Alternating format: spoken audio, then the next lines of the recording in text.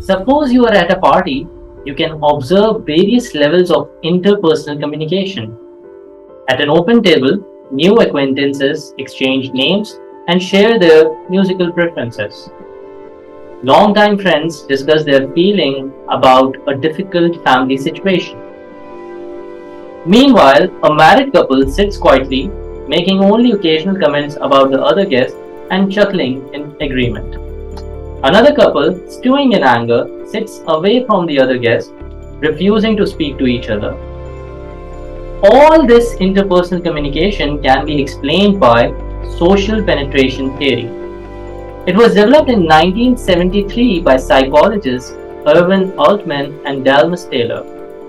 The theory states that relationships begin and deepen through self-disclosure. In the beginning, people established relationships by disclosing many simple, harmless facts through small talk. But as the relationships grow, the rate of self-disclosure slows while the facts disclosed become increasingly intimate in nature. Intimate self-disclosure allows others to penetrate a person's public persona and discover his or her innermost self. Relationships stagnate when the people involved refuse to self-disclose. Let's look at the stages of self-disclosure. Altman and Taylor first described the process of self-disclosure as peeling back the layers of an onion, which possess both breadth and depth. By breadth, it refers to the various facets of a person's life such as work, family, community, and hobbies.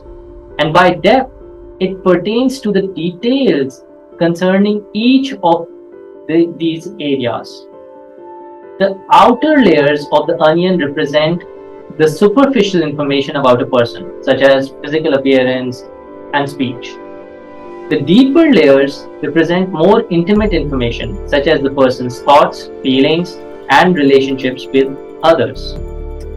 As a person self-discloses to a friend or a partner, he peels away the outer layers of his self toward exposing his core nature.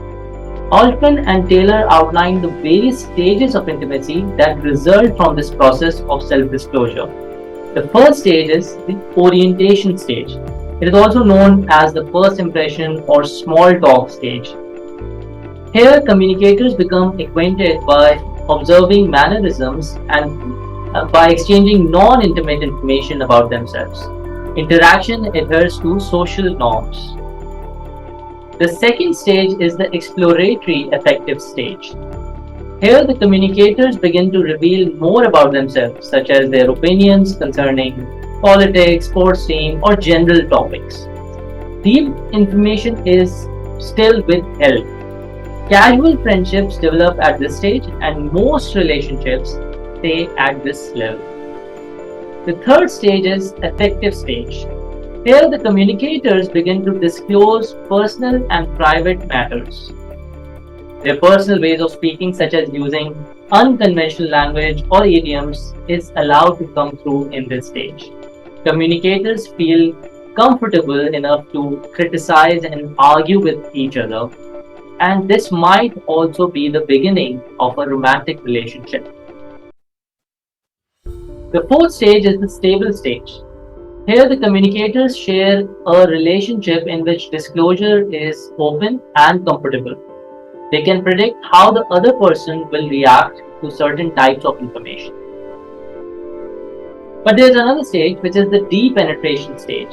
It occurs when one or both the communicators perceive that the cost of self-disclosure outweighs its benefits. So the communicators withdraw from self-disclosure, thus ending the relationship. Progress through these stages is usually linear, but it may become cyclical at a later stage. Psychologists say that intimate relationships can switch stages at different times. For example, moving from the stable stage to the exploratory affective stage and back again, as partners work through their insecurities and reservations. Self-disclosure results in vulnerability, and becoming vulnerable to another person can carry significant cost. Therefore, the extent to which a person chooses to self-disclose depends upon the outcome of a reward cost assessment. In a reward cost assessment, communicators weigh the risks of self-disclosure against its potential rewards. Sharing personal information can strengthen relationships, increase physical and emotional intimacy, and open new lines of communication with a partner. However, if a partner were to react badly to the information, betrayal, mistrust, and separation could result.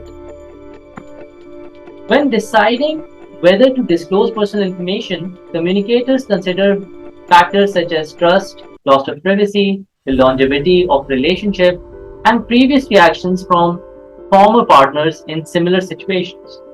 As long as the rewards outweigh the cost, information is shared. Reward cost assessment becomes more critical and frequent as relationships deepen and the risk of self disclosure rise.